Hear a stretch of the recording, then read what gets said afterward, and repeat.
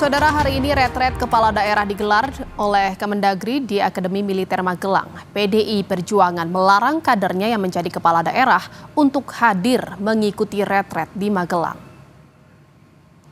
Pasca penahanan Sekjen PDIP Hasto Kristianto oleh KPK pada Kamis malam, Ketua Umum PDIP Megawati Soekarno Putri mengeluarkan surat edaran resmi. Isinya melarang kader PDIP yang menjadi kepala daerah untuk mengikuti retret di Magelang.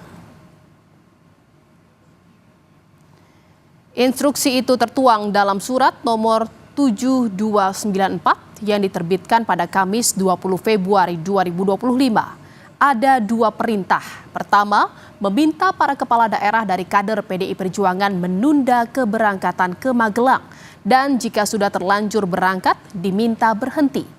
Kemudian poin kedua, yakni para kepala daerah yang merupakan kader diminta selalu mengaktifkan alat komunikasi untuk siaga menerima perintah dari Megawati.